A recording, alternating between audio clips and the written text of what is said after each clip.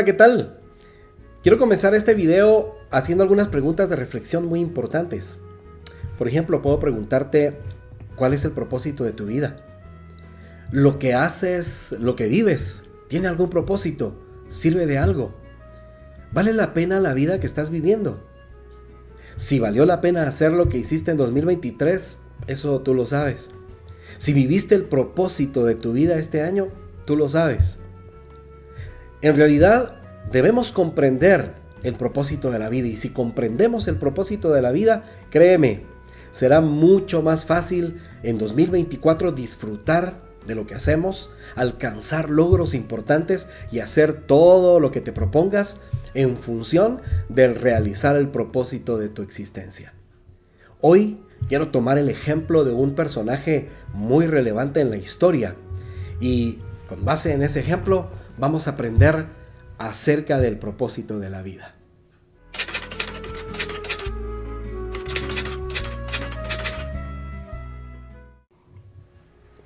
Muy bien, arranquemos y veamos cuál es el propósito para nuestra vida, el propósito de nuestra existencia. Quiero comenzar leyendo en Marcos capítulo 1 lo siguiente: principio del Evangelio de Jesucristo, Hijo de Dios.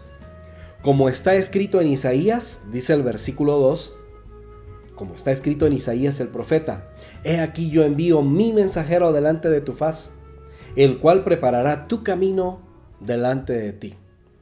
Isaías, muchísimos años antes, estaba profetizando que vendría un mensajero que presentaría al Hijo de Dios cuando viniera. Y aquí ahora se estaba cumpliendo esa profecía. Bueno, ¿qué quiero yo tomar de este texto? Para empezar, yo quiero dejarte este pensamiento: Dios no improvisa, Dios nunca improvisa, Dios nunca se saca nada de la manga. En realidad, cuando está hablando de Juan el Bautista y de Jesús en estas primeras letras del Evangelio de Marcos, nos está presentando algo importante. Nos está diciendo que iba a aparecer un mensajero que anunciaría la venida de Jesús, y que lo que haría era preparar el corazón de la gente para recibir a Jesús. Es que Dios no improvisa. Juan el Bautista y Jesús vivieron el propósito de Dios con una exactitud sorprendente. Ellos no existieron ni antes ni después. Ellos existieron en el justo momento que Dios había planificado. La pregunta entonces sería, y que es nuestro personaje a analizar hoy: ¿quién era Juan?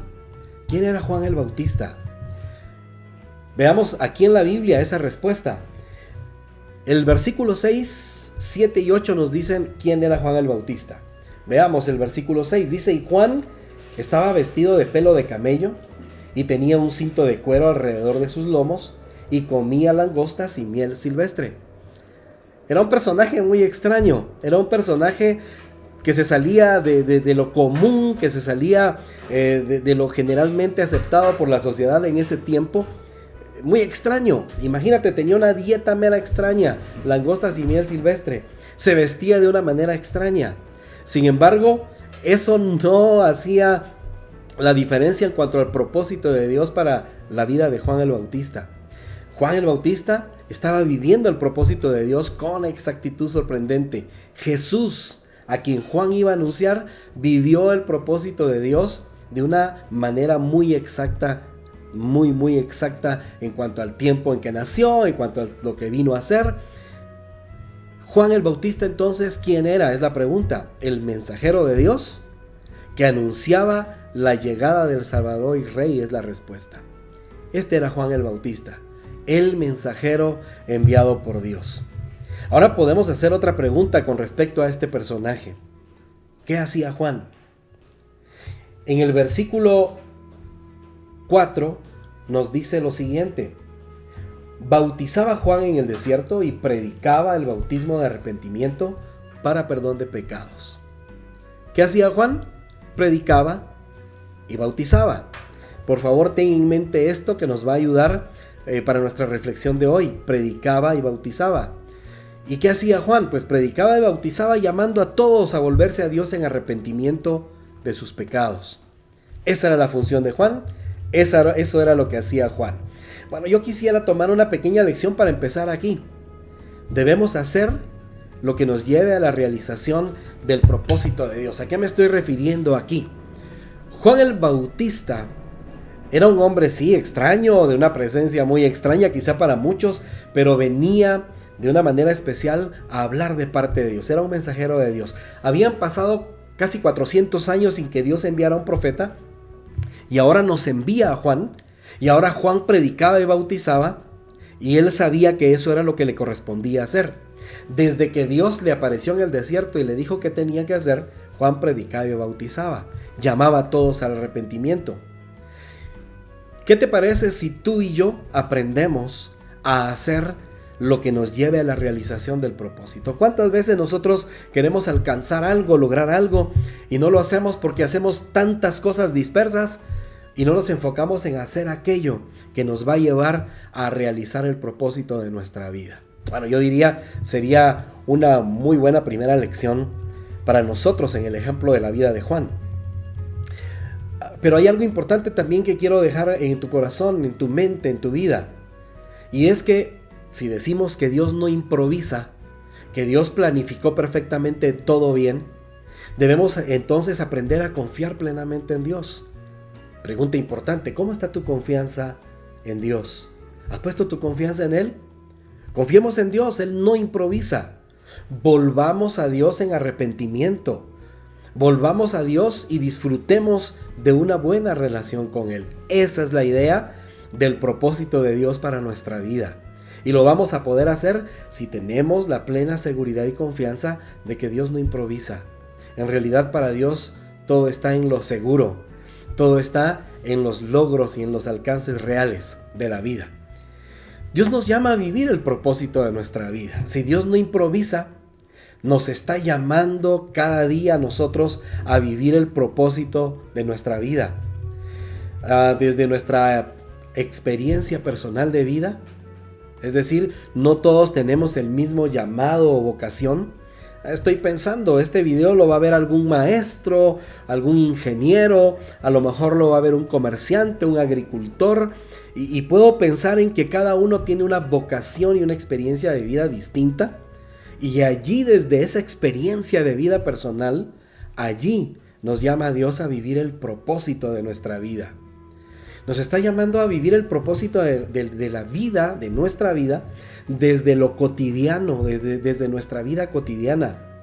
Lo que hacemos y vivimos día a día. La familia, el trabajo, nuestro descanso, nuestro convivir con otras personas, nuestro día a día. Esas rutinas diarias, desde allí, desde lo cotidiano, Dios nos está llamando a vivir el propósito de nuestra vida. Haciendo lo que hacemos, pero con el sentido de hacer lo que hacemos cada día, para que eso que hacemos nos lleve a realizar nuestro propósito en la vida. Bueno, surge una pregunta muy importante. ¿Cómo saber si estamos o no viviendo el propósito de nuestra vida? ¿Cómo podemos saberlo? Si aprendimos en primer lugar que el propósito de nuestra vida viene de Dios, en segundo lugar, podemos aprender que nuestra vida o el propósito de nuestra vida glorifica a Dios. ¿Cómo saber que estamos viviendo el propósito de nuestra vida? Estamos viviéndolo si nuestro propósito de vida glorifica a Dios. Quiero volver a Juan. En el versículo 7 dice algo interesante con respecto a Juan. Dice lo siguiente: y predicaba Juan diciendo: viene tras mí el que es más poderoso que yo, a quien no soy digno de desatar encorvado la correa de su calzado. Yo a la verdad os he bautizado con agua, pero Él os bautizará con el Espíritu Santo. ¿Qué está haciendo Juan? Juan sabía y reconocía que había alguien más grande que él, más poderoso que él. Él sabía cuál era su papel, sabía cuál era su función. Él era un mensajero, y su función no era exaltarse a sí mismo y darse a conocer él y ser famoso él. Su función era reconocer al que venía, que era más grande. Juan sabía sencillamente que era un mensajero con la misión de engrandecer al Rey y Salvador que estaba por llegar. En una ocasión, Juan dijo: es necesario que yo mengüe, que yo me haga más chiquito y que Él crezca, que Jesús crezca y sea conocido. Pensemos en nosotros. Nuestra misión es honrar a Dios con lo que hacemos. Nuestra misión es honrar a Dios con lo que vivimos. En otra palabra podemos decir, debemos hacer todo para gloria de Dios y con un corazón agradecido con Dios. Yo no sé si tú eres de esas personas que se quejan por lo bueno de la vida. Voy a poner un pequeño ejemplo. De pronto encontramos a alguien en la calle, lo saludamos y le preguntamos: ¿qué tal? ¿Cómo está? Y esa persona a veces viene y contesta: pues ahí más o menos bien, mire, ahí voy para el trabajo. ¿De veras va para el trabajo? Sí, ¿qué nos queda? Tenemos que ir a trabajar. Y bueno, se está quejando de algo bueno, de algo positivo, de algo por lo que debiera de ser agradecido con Dios y con lo que debería de glorificar a Dios. Entonces muchas veces perdemos de vista nosotros que lo que hacemos día a día es nuestra misión y nuestra oportunidad de honrar a Dios con lo que hacemos y con lo que vivimos. Debemos tener un corazón agradecido. El agricultor que va a cultivar la tierra, el ingeniero que va a realizar una construcción, el docente que va a pararse frente a un grupo de estudiantes y va a aportar crecimiento a la vida de esas personas, el comerciante que va a atender a sus clientes y le va a vender un buen producto y le va a dar buen servicio. En fin, podemos mencionar a muchos más. Todos debemos de ser agradecidos con Dios y honrarlo porque tenemos la oportunidad de hacer lo que hacemos. En tercer lugar, si ya dijimos que el propósito de nuestra vida viene de Dios, si ya dijimos que el propósito de nuestra vida glorifica a Dios, vamos a aprender también hoy que el propósito de nuestra vida beneficia a nuestro prójimo. Eso es importante de recordar. El propósito de nuestra vida beneficia a nuestro prójimo. ¿Qué pasó con la gente? Con la gente que estaba alrededor de Juan.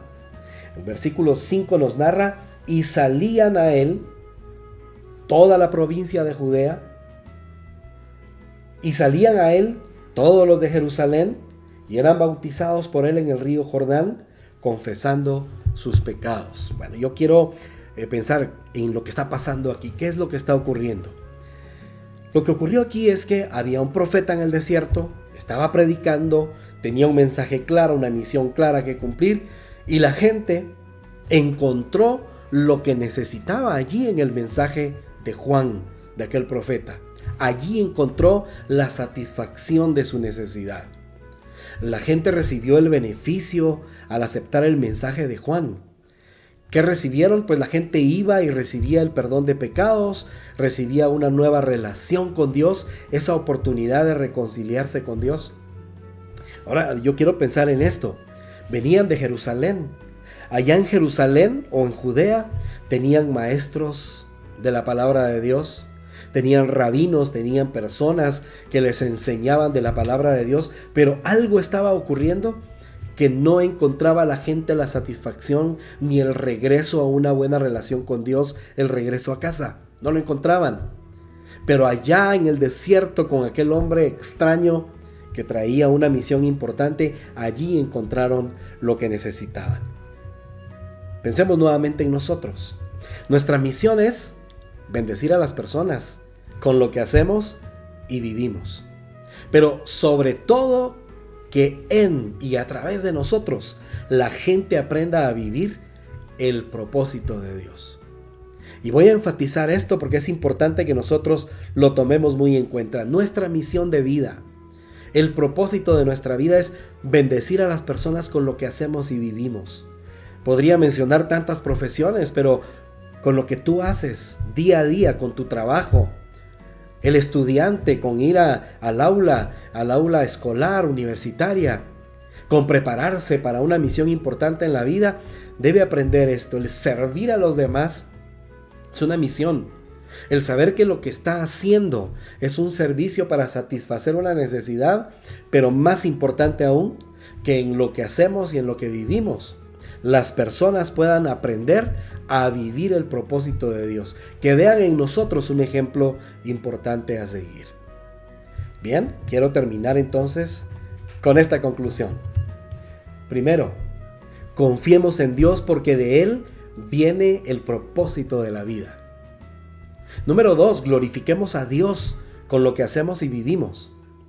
Número 3, beneficiemos la vida de nuestro prójimo con lo que hacemos y vivimos. Y número 4, como Juan el Bautista, pongamos nuestra mirada en Cristo Jesús. Él era la motivación de Juan. Él puso su mirada en aquel que era más grande, en aquel que era poderoso. Él puso su mirada y eso lo motivó a cumplir su misión. Que nosotros pongamos nuestra mirada en Cristo Jesús va a ser nuestra motivación. Porque quiero decirte, Jesucristo es nuestro modelo de vida. Él es nuestro modelo a seguir. Bien, que esta enseñanza de hoy, esta reflexión, pueda ser una motivación en este año 2024 para que todos podamos disfrutar, experimentar y vivir el propósito de Dios para nuestra vida. Que el Señor te bendiga. Feliz año 2024. Y bueno, estamos aquí compartiendo en este canal. Si no te has suscrito, desde luego te invito a que puedas hacerlo. Regálame un like si te gustó este tema y me gustaría compartir muchos más temas de estos contigo. Y desde luego, comparte este tema. Estoy seguro que muchos serán beneficiados al poder escucharlo también. Un saludo muy cordial a todos. Bendiciones.